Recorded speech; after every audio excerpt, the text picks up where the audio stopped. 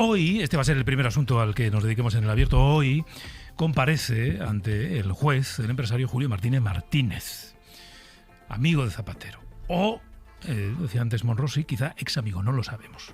En todo caso, responsable, al menos sobre el papel, de la consultora Análisis Relevante. Y acude ante el juez, le ha citado el juez, con intención de colaborar, o de confesar, o de contar, o de delatar al expresidente. Utilicen el verbo, el infinitivo que ustedes quieran. Ayer envió un escrito al juez con su versión. Esto es importante, dejarlo siempre dicho y sentado, con su versión de los hechos. Miguel Ángel Campos, hola de nuevo. Hola de nuevo, Pedro. Como hay mucha información que aportar, como no solo hay este escrito, sino que hay otros dos más de directivos de Plus Ultra, vamos a ir por partes, si te parece. Lo primero, el contenido de este escrito de Julio Martínez. El resumen, digamos, es claro, siendo muy esquemático. Zapatero era quien decidía lo que había que hacer para conseguir el rescate de Plus Ultra. Zapatero era su socio, el socio de Julio Martínez, porque él, Zapatero, participó en la creación de Análisis Relevante, pero decidió no figurar. Y además él, Zapatero, llevaba a los clientes. Sí, el empresario Julio Martínez sitúa a Zapatero en el vértice de la trama para el tráfico de influencias. Dibuja al expresidente como el verdadero jefe, quien se encontraba en la sombra al mando de la empresa clave, Análisis Relevante, marcaba la estrategia y captaba los clientes, entre ellos a Plus Ultra. Dice que fue Zapatero quien le ofreció a la aerolínea y le informó sobre la concesión del rescate de 53 millones días antes de que lo aprobase la SEPI en febrero del 21. Julio Martínez sostiene que no tenía posibilidad él de obtener nada por sí mismo y que era Zapatero, en su faceta de consultor, quien marcaba los pasos a seguir. Martínez reconoce que pactó con Plus Ultra una comisión de éxito del 1%, más de $500,000, y en horarios mensuales para Zapatero que fueron pagados por la aerolínea a través de 3 empresas distintas del propio Julio Martínez. Desde ahí se habría derivado el dinero para las sociedades de Watefab, la empresa de las hijas, y el propio Zapatero. Bueno, como decía, hay otros dos escritos que entre sí son muy parecidos, dicen en esencia lo mismo. Son escritos de dos directivos de Plus Ultra que también están investigados. Y los dos también señalan a Zapatero como, vamos a utilizar este término, facilitador del rescate, aunque reconocen, esto lo dicen, que no saben con qué personas contactó o meció o intervino el expresidente, pero añaden algo más. Dice que pagaron más de $500,000, algo más de $500,000 de euros por esas gestiones, ese famoso, ya habíamos oído mencionarlo, 1% del importe del rescate. Miguel Ángel. Sí, se trata de Julio Martínez Sola y Roberto Rosselli, directivos de Plus Ultra, que han presentado esos escritos de confesión al juez Calama. Reconocen que a través de un intermediario, Zapatero llamó a Julio Martínez Sola en 2020 desde un teléfono oculto, dice Martínez Sola, para ayudarle ante la difícil situación económica de Plus Ultra, y que a partir de ese momento Zapatero le dijo que hablasen con su amigo Julio Martínez, que él se encargaría de todo. Era el interlocutor. Cuando surgió la posibilidad del rescate de la SEPI, contactaron con Martínez y se acordó el pago de unos honorarios y de una comisión de éxito del 1% que fue abonado con facturas falsas, conceptos fraudulentos, a 3 empresas del amigo de Zapatero. El cofundador de Plus Ultra y Rosselli dicen no tener constancia de si Zapatero ejerció algún tipo de influencia ante la SEPI para conseguir el rescate, pero unos días antes de la concesión la compañía fue informada de que iba a ser aprobado. Martínez Sola admite además un hecho muy relevante, Pedro. Dice que los discutidos WhatsApps del ex CEO de Plus Ultra, Rodolfo Reyes, prueba clave contra Zapatero, donde se menciona al expresidente y hablan del grupo Zapatero y del PAN a Zapatero, reflejan fielmente la realidad. Y con este contexto, a nadie se le escapa que la que ha venido siendo hasta ahora, ya veremos si continúa o no, la estrategia de defensa de Rodríguez Zapatero, pues ha sufrido cuando menos, digamos, un revolcón o un imprevisto. Ahora mismo hay 4 versiones más o menos coincidentes, que son el informe de los investigadores, la versión que da su amigo y socio en Análisis Relevante, y las versiones que dan los 2 directivos de Plus Ultra. Y luego está la versión divergente, Miguel Ángel, que es la del propio Zapatero.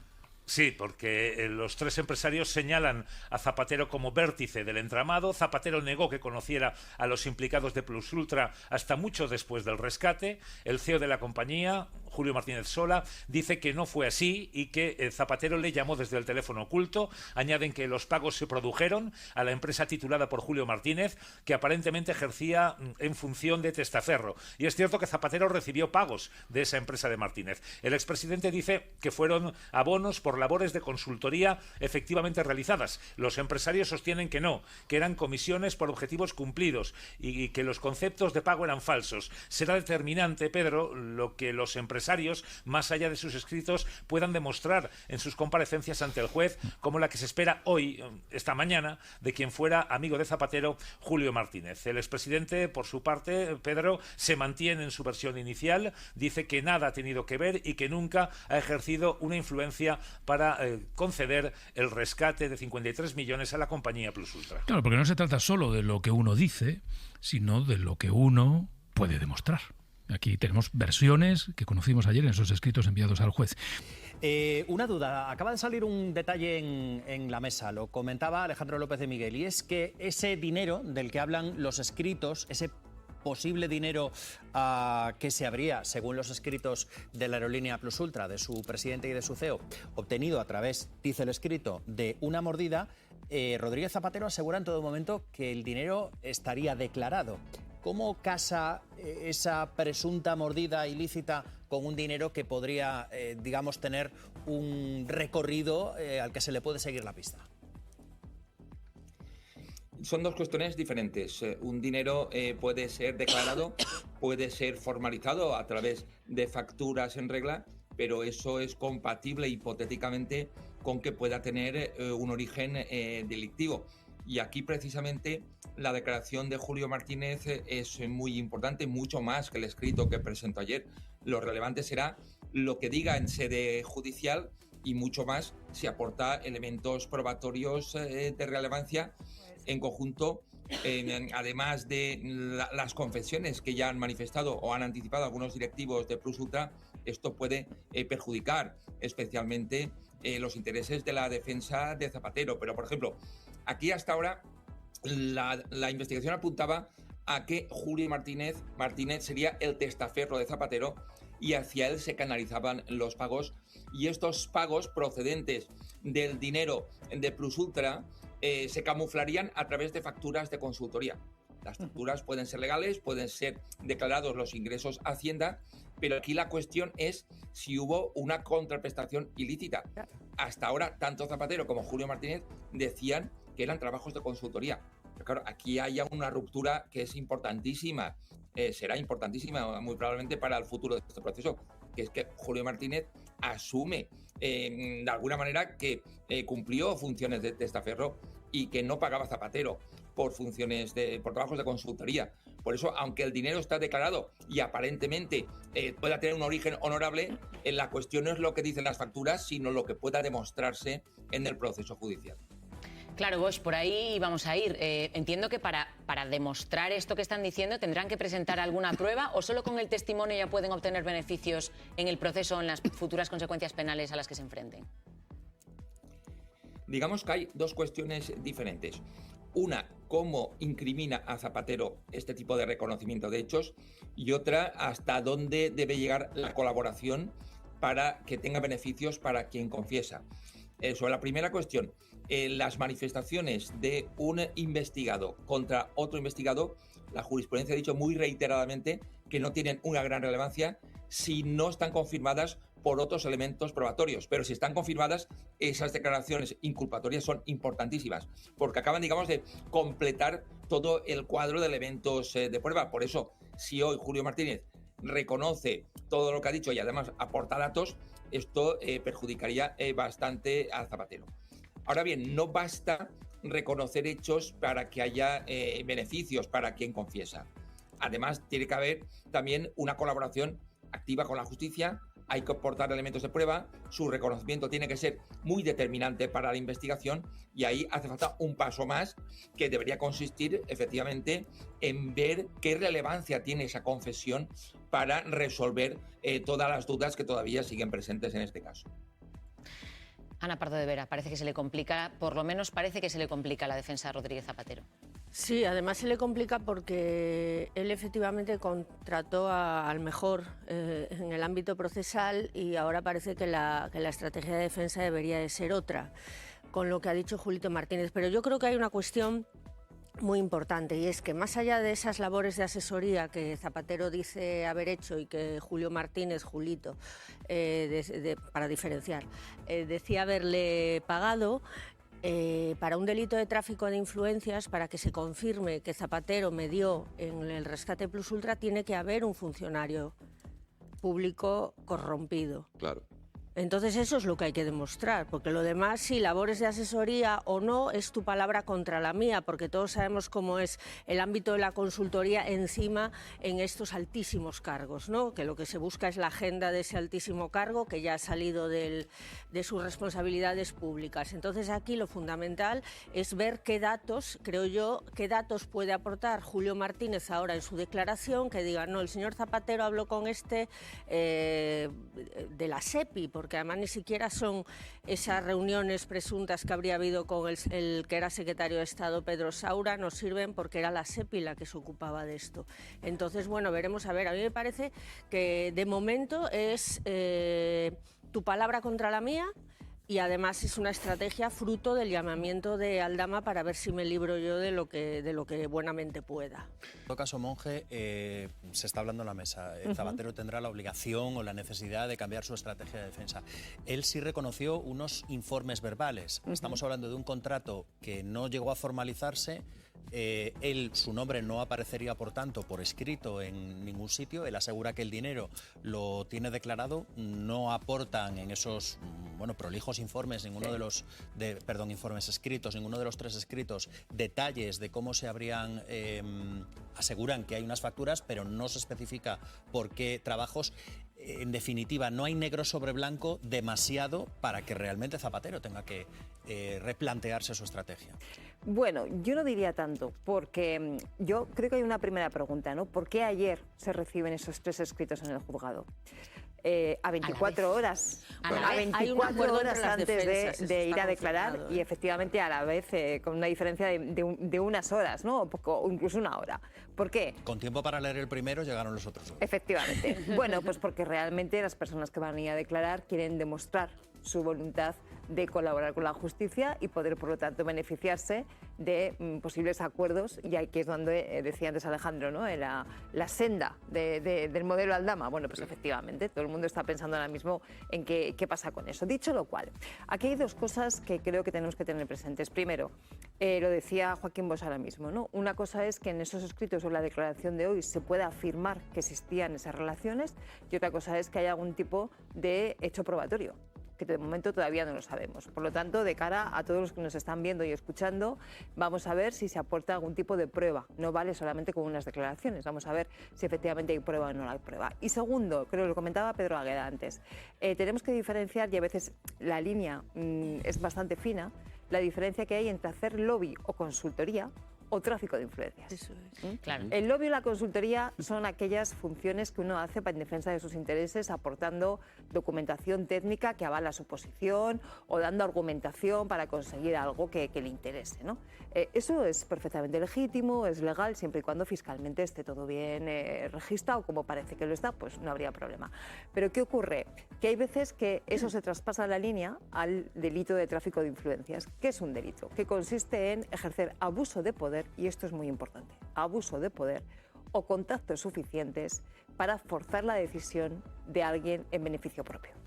Claro, de alguien que tendría que pertenecer al sector público. Efectivamente, exacto, que por eso decía Ana muy bien, ¿no? Tiene que haber ahí un funcionario o alguien del sector varios, público, no efectivamente, que es sobre el que recae ese abuso de poder para que tome una decisión. Entonces son 2 elementos que tenemos todavía encima de la mesa como incógnita, ¿no? Primero, si efectivamente se aporta algún tipo de pruebas de lo que ayer se dijo en estos escritos, 3 escritos coordinados. Y, por otro lado, si esas pruebas efectivamente evidencian que no estamos hablando de una cuestión de consultoría o de lobby, sino de un delito de tráfico de influencias. Esos son los 2 elementos que tenemos. Y luego está la parte política.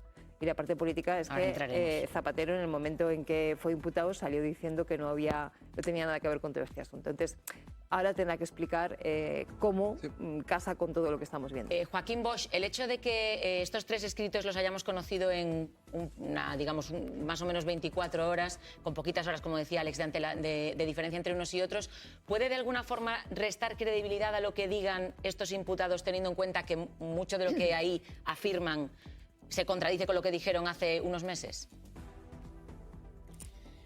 Hay que ver cómo se está apuntando en la mesa, si su credibilidad se refuerza en virtud de los datos que puedan aportar, sea el relato fáctico o sea otros elementos de prueba. Lo que está claro es que hay un cambio de estrategia defensiva. En las manifestaciones anteriores que se realizaron en distintos ámbitos, también fuera de la sede judicial, se dijeron otras cosas, incluso absolutamente opuestas, y ahora la modificación está bastante clara. Es legítimo para una defensa plantear un cambio de estrategia, pero ciertamente esas contradicciones siempre se pueden valorar por el órgano judicial y especialmente por la parte a quien puedan perjudicar. Esos giros estratégicos que son legítimos, pero también las incoherencias, las contradicciones pueden ser valoradas por las partes y por el propio juez instructor. En todo caso, 2 apuntes también al hilo rapidísimamente de lo que decíais en la mesa sobre que falte un funcionario al que se haya tenido que tocar. Eso no es obligatorio para que haya delito. Eso efectivamente sería el tipo básico del delito de tráfico de influencias, pero hay subtipos, por ejemplo, del artículo 430 del Código Penal, que basta con el ofrecimiento a practicar el tráfico de influencias, aunque luego no se materialice, para que pueda concurrir delito, aunque la pena sea menor. El mero ofrecimiento, si se acreditara que, por ejemplo, muy hipotéticamente, Zapatero y su hipotético testaferro ofrecieron prestar esos servicios, eso ya sería delito, aunque no hubiera ningún funcionario que posteriormente se le hubiera tocado. Y falsear el contenido de las facturas que impongan un concepto, pero luego resulta que no había unos trabajos reales, eso también podría suponer un delito de falsedad. Y por otro lado, recordar algo que es evidente, pero que me gusta recordarlo de vez en cuando. Estamos en fase de instrucción. No se puede exigir en estos momentos una prueba absoluta de todo lo que se está investigando. Es lo que se llama la instrucción en un proceso de cristalización progresiva. Se va avanzando en función de lo que diga hoy Julio Martínez, de lo que vayan diciendo los otros directivos, se seguirá avanzando y se podrá llegar a si hubo algún funcionario que fue presionado, no lo hubo, se valorará todas las figuras delictivas, pero en este momento no hace falta tenerlo todo probado, sino que es momento para ir investigando hasta el final de la instrucción y ahí ya se decide si se va a juicio o si la causa se archiva. Bueno, ahora estamos hablando de las investigaciones en torno a Rodríguez Zapatero, de las personas que están implicadas en esa investigación, que ahora dicen que tienen toda la disposición a colaborar con la justicia, pero es que hace menos de un mes que el Tribunal Supremo suspendió la condena a Víctor de Aldama por el caso Mascarillas. La respuesta del empresario fue animar a colaborar con la justicia, algo que, como decimos hace apenas unas horas, ha hecho Julio Martínez Martínez. Simplemente dar las gracias a la justicia, que han demostrado que son justos al final y que la colaboración en este país sirve. Y espero que con esta sentencia los demás que vienen detrás colaboren. Vos, vuelvo contigo. Los medios de comunicación hablamos ya de la vía Aldama. ¿Realmente estamos ante un cambio de estrategia que podemos entender como generalizado por parte de la Fiscalía Anticorrupción? Es decir, colaboración directa con la justicia tiene, digamos, una contraprestación en la condena, en algunos casos, como en el caso de Víctor de Aldama, algo muy sustancial. El efecto jurídico está en el Código Penal, digamos, no es una improvisación en el caso anterior de la Fiscalía Anticorrupción o del Tribunal, ni aquí tampoco lo sería. Otra cosa es que, sin duda ninguna, podamos discutir sobre las consecuencias finales de esa colaboración. Si debemos llegar al máximo supuesto de reducción de la pena, que es hasta 2 grados. No es obligatorio llegar hasta los 2 grados. Hay también una jurisprudencia que hasta ahora nos decía cómo debe tasarse los niveles de colaboración, si había sido absolutamente decisiva la colaboración para poder completar la investigación y poder resolver todas las incertezas del procedimiento, o si la colaboración tenía una entidad más baja. No es lo mismo un atenuante simple que lleva la pena hasta la parte más baja de la horquilla que una atenuante muy cualificada que lleva hasta 1 o 2 grados.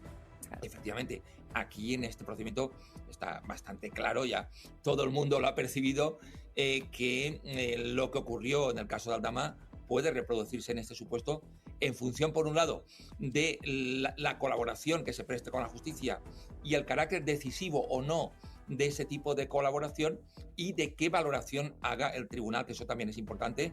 Siempre hay un elemento de apreciación que no es matemático.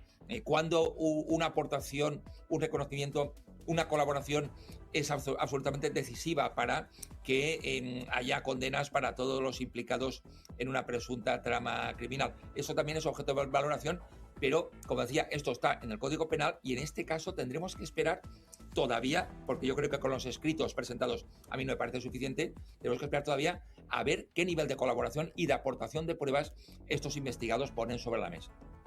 Como dice Bosch, habrá que esperar, porque estamos en fase de instrucción, a ver qué nivel de colaboración López de Miguel, pero en todo caso, ¿crees que las palabras de Aldama como mínimo han tenido algún efecto en quien lo escuchó? Hombre, el llamamiento era claro y después de hacerlo en la puerta del Supremo se fue a distintos platos muy concretos a hacer ese llamamiento. Entonces yo creo que el que quiera entender, que entienda, ¿no? El juez Bosch hablaba de las cosas importantes que hay que aclarar hoy, más allá de los escritos, pero yo quiero volver un momento al escrito, porque no sé si vosotros normalmente soltáis $500.000 de euros y decís luego que no tenéis constancia fehaciente de las concretas actuaciones llevadas a cabo para influir o favorecer. Yo toda la mañana. Que es lo que ya, a mí me pasa igual, pero luego con billetes más grandes. Esto es lo que dice el señor Martínez Sola, en este caso el propietario de Plus Ultra, el jefe de Plus Ultra.